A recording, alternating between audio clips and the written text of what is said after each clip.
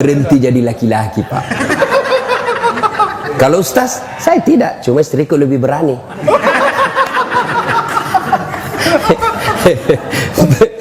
Saya ketemu sama orang Medan. Orang Medan kan keras juga suaranya, Pak. Kita orang Sulawesi juga keras suara. Sama, Pak, sama keras suaranya. Cuma bedanya orang Medan takut sama istrinya. Terus orang Sulawesi, istrinya lebih berani. Ya Bapak, saudara-saudara sekalian, bersedekahlah. Di akhirat kelak, Nabi pernah ceritakan, Ibu, di depan pintu sorga ada 4 manusia bertengkar masing-masing mau masuk sorga. Siapa? Dipanggil orang pertama. Kata malaikat, maju. Kenapa kau mau masuk nomor 1 ke dalam sorga? Ya malaikat, saya waktu hidup saya haji mabrur. Katanya haji mabrur nomor 1 masuk sorga. Katanya sih. Siapa kasih tahu kau? Ustadz. Wah, kalau begitu kau tidak boleh dahului ustadzmu. Dosa kau. Mundur orang kaya. Panggil orang kedua. Kamu, kenapa masuk nomor 1? Jibril, saya dulu mati syahid membela agama Allah. Katanya orang mati syahid nomor 1 masuk surga. Katanya, siapa kasih tahu kau? Ustadz. Wah, sama, tidak boleh kau dulu ustadzmu. Dosa kau. Mundur. Panggil orang ketiga. Kau, saya dulu kaya, rumahku besar di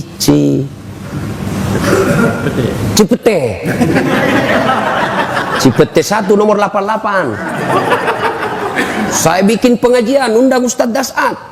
Katanya orang kaya yang pemurah nomor 1 masuk surga. Katanya, siapa kasih tahu kau? Ustadz. Mundur, tidak boleh kau dahulu ustadzmu. Panggil orang keempat. Kamu, kenapa masuk nomor 1? Saya lah ustadz yang dicerita ini tadi 3. Oh kau, saya lah Dasat Latif. Kau sudah. Saya yang kasih tahu mereka ini. Wah, kalau gitu kau masuk surga. Masuklah surga ini ustadz. Tinggal beberapa langkah masuk surga, tiba-tiba dia berkata, wahai malaikat, betul saya dakwai mereka, betul saya memberitahu mereka, saya bisa jadi ustadz karena ada orang kaya kasih saya duit beli buku. Saya jadi ustadz karena ada orang kaya bangun masjid tempat saya dakwah. Saya jadi ustadz karena ada orang kaya bangun sekolah tempat saya nuntut ilmu. Nih, saya jadi ustadz, jasa-jasanya nih orang kaya nih. Saya malu mendahului dia. Dia banyak betul partisipasinya dalam dosa. Ya Jibril, sampaikan kepada Allah, saya tidak mau mendahului orang kaya yang pemurah ini. Akhirnya Allah hadiahkan kalian orang kaya yang pemurah nomor 1 dulu masuk ke dalam surga. Orang kaya yang pemurah. Tapi orang kaya yang pelit nomor 1 juga. Kemana? Ke neraka. Terserah ibu-ibu mau pilih jalur mana. Ibu-ibu yang sudah kaya, jangan lupa investasi untuk akhirat. Bawa itu berlianmu ke akhirat. Bawa itu jamrutmu ke akhirat. Jangan cuma pakai di dunia. Gimana caranya? Kirim sebelum ibu wafat. Enaknya itu kita jadi orang kaya, Bu. Ada nikmat yang orang lain tidak miliki sebagai orang kaya. Apa? Status sosial. Ibu coba pakai emas palsu. Tidak ada orang percaya bilang palsu.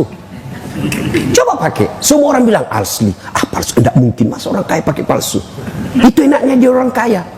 Tapi orang miskin biar dia pakai asli. Dari mana dia dapat itu? Itu enaknya jadi orang kaya. Maka saya seandainya kaya palsu aja aku pakai semua. Pak. Nah, maka yang baik. Nah, itu saya sudah sedikit lagi saya ini. Ada itu sawah di kampung. Sudahlah, kau jual itu, bikinkan masjid. Mudah-mudahan masjid itu menjadikan saya nanti di sorga, di akhirat penantian alam kubur, tenang hidupku. Pak, saya mau nanti tempat tidurku seperti di dunia ini, spring bed, ber-AC, enak di dalamnya. Saya mau, kirimlah spring bed ke panti asuhan. Saya mau terang kuburku nanti di akhirat. Kirim. Karena ibu dikubur, ibu bukan menanti 1 tahun. Bukan menanti 100 tahun. Menanti sampai hari kiamat. Dan ibu kalau meninggal, siapa yang kuasai hartanya ibu? Ibu kalau meninggal, siapa? Istri kedua. Maka waktu ibu meninggal, menangislah suami. Diambillah cincinnya.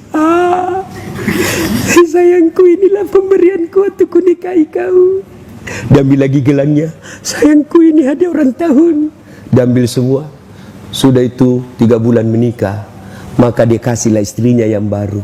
Sayang, ini cincin paling disenangi istriku yang dulu. Ibu sudah dikubur. Suami Andreyen dengan istri baru. Maka lebih baik ibu bersedekah. Sedekah ibu, sedekah. Ya, sedekah. Maka ibu akan menikmati dunia akhirat. Tidak betul juga kalau ada ustadz bilang, saya tidak setuju juga kalau ada ustadz bilang, tidak usah kau cari uang banyak-banyak, tidak bawa mati. Salah. Cari banyak-banyak, bawa mati. Gimana caranya? Kirim sebelum mati. Saya mau nanti kuburku lapang, bangun masjid yang besar, insya Allah. Ibu-ibu mau terhindar suami dari maksiat, sudah. Bagaimana? Tolak bala dengan apa? Sedekah. Sittatu tasidupul umur, kata Nabi. Ada 6 sifat membuat umurmu jadi panjang dan kau tertolak dari bencana. Satu diantaranya, kata Nabi, as-sadaqatu, bersedekahlah. Jadi kalau ibu-ibu sudah mulia, lihat gelagat-gelagat suami sudah lain-lain. Setiap terima handphone sembunyi di kamar mandi. Sudah patut dicurigai itu. Daripada ibu curhat di Facebook, curhat di WhatsApp, tidak kusangka kau begitu. Di mana di kau? Beleng-beleng. Apa mau curhat rahasia rumah tangga di medsos? Karena ada juga itu ibu-ibu begitu. Andai ku tahu kau begini, aku tidak akan menerimamu dulu. Apalagi tidak, aku sudah punya anak 2. Lebih curhat di hadapan Allah. Bangun ibu sholat tengah malam, ngadu dalam doa, minta. Doa itu bukan beli buku di toko Gramedia baru kita hafal. Bukan, berdoa itu bukan menghafal. Doa itu curhat. Bahasa Bugisnya doa sama peletu. Daripada ibu bahasa Arab bingung malaikat. Malaikat apa maksudnya ini ibu? Aduh. Piu lagi saya lihat ini ibu. Ibu lain di bibir, lain di hati. Menangislah dia berdoa. Iya, apa dia bilang ini ibu? Dia minta supaya suaminya setia, tapi doa yang dia baca doa minta hujan. Bingunglah malaikat. Maka ibu tidak harus bahasa Arab berdoanya. Ya. Nah ibu, namanya sholat hajat. Selesai sholat hajat, tumpahkan luapan hatimu kepada Allah. Ya Allah, Engkau tempatku beribadah, dan hanya Engkau tempatku memohon. Engkau melarangku curhat kepada manusia. Engkau melarangku meminta tolong kepada selain Engkau, ya Allah. Maka aku datang memohon kepadamu, ya Allah. Kurendahkan harapanku hanya kepadamu, ya Allah. Iyyaka na'budu wa iyyaka nasta'in. Ya Allah, suamiku makin hari makin liar saya lihat, ya Allah. Tidak mungkin saya bisa menjaganya 24 jam, ya Allah. Tapi Engkau yang maha memelihara, ya Allah. Ya Allah, ini ada duitku 1 juta. Besok saya bawa ke panti asuhan. Mudah-mudahan 1 juta ini suamiku terhindar dari wanita jahat. Bismillahirrahmanirrahim. Coba amalkan itu ibu. Coba amalkan. Jangan jadi masalah kalau suaminya juga bangun sholat tahajud. Jadi sudah tahu juga rumusnya pak. Ngadulah kepada Allah. Ya Allah, capek sudah saya lihat istri saya, ya Allah. Ngamu aja kerjanya, ya Allah. Tiap hari ngamu aja kerjanya, ya Allah. Kala-kala Satpol PP. Ya Allah, ini ada duit saya 1 juta, ya Allah. Saya bawa besok ke panti asuhan. Mudah-mudahan 1 juta ini istriku ikhlas saya kawin lagi, ya Allah. Bingung malaikat, yang mana dikabulkan doanya? Sedekah pak, sedekah. Bapak-bapak yang mulai sakit-sakitan, sedekahlah. Jangan andalkan dokter. Dokter itu hanya alternatif yang kesekian. Yang menyembuhkan manusia bukanlah dokter, tapi Allah. Bagaimana supaya Allah mengabulkan doa kita? Sedekahlah. Datang ke panti asuhan, kumpulkan, bawa, makasih langsung antara tangannya bapak dengan tangannya itu anak. Tidak usah pakai sopir, tidak usah bawa pembantu, tidak usah orang lain. Tangannya bapak dengan tangannya itu anak. Itu yang disebut memuliakan anak yatim. Lalu minta, nak doakan saya, rumah tanggaku bahagia, bisnisku sukses. Begitu anak yatim ini mengatakan amin, itu doa. Tidak harus dia salat. Begitu, nak doakan saya ada masalah, nak doakan saya supaya selesai masalah saya tahun ini. Begitu anak ini tulus mengatakan amin, menggetarkan arasnya Allah. Sedekah. Ibu-ibu ada masalah, sedekah. Makin ibu pelit, sudah sewajarnya dikeluarkan, tidak dikeluarkan, maka Allah tegur kita. Dipaksa keluar duit kita, tiba-tiba apa? Ada masalah yang lama disembunyi, ternyata dapat kasusnya oleh polisi. Habis hanya untuk atur damai, atur damai, atur damai, dan tidak ada damai-damainya. Ganti Kapolres, atur damai lagi, ganti lagi, atur damai lagi, atur damai lagi, habis hanya untuk atur damai yang tidak pernah damai-damai. Ya, ya Pak, tiba-tiba anak kita tanpa sepengetahuan kena narkoba.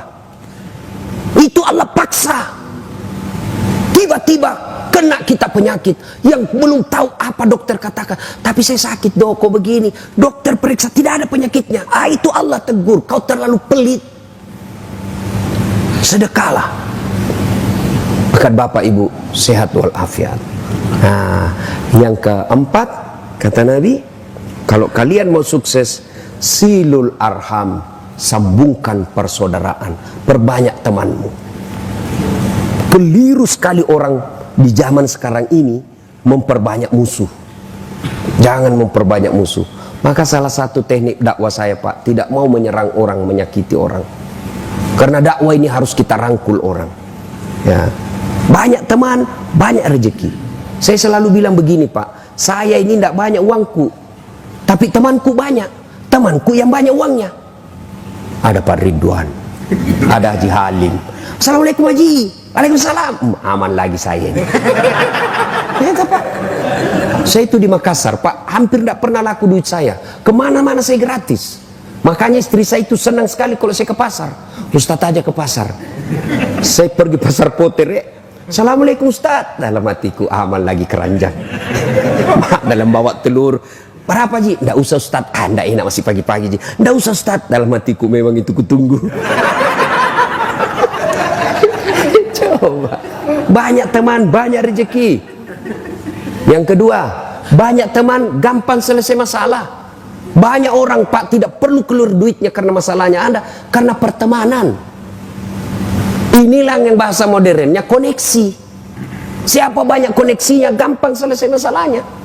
Saya pergi ke kantor Polres, pergantian SIM, perpanjangan SIM. Baru saya turun dari mobil, dilihat CCTV, keluar ke Polres. Assalamualaikum Ustaz. Waalaikumsalam. Siap komandan. Ada apa ini Ustaz? Perpanjangan SIM komandan. Tunggu Ustaz, panggil Kasat Lantas. Bantu itu Ustaz ya. Jangan lagi kau minta uangnya Ustaz. Berdosa uang Ustaz kau makan. Selesai masalah Pak. Itu banyak teman, banyak gampang selesai masalah. Maka perbanyaklah teman Pak. Jangan mencari musuh. Silul arham. Wa'tasimu bihablillahi jami'an wa la tafarraqu. Berpegang teguhlah engkau kepada tali persaudaraan agama Allah dan janganlah engkau bercerai-berai. Apa yang membuat biasa kita bercerai-berai? Apa? Kesombongan. Jangan sombong. Makanya saya senang betul tadi masuk di sini, saya lihat rumahnya. Langsung Pak Haji bilang, titipan Ustaz. Menyadari bahwa ini titipan. Harta itu Bu, simpan pada tempatnya. Jangan simpan di hati. Kalau Bapak simpan di hati, menderita itu. Sendalmu yang 70 juta simpan di kakimu. Apa haram? Tidak. Kalau ibu pakai supaya orang tidak hina ibu, boleh. Namanya muru'ah. Kewajiban membela harga diri supaya orang tidak hina kita. Boleh. Lalu kapan dia sombong?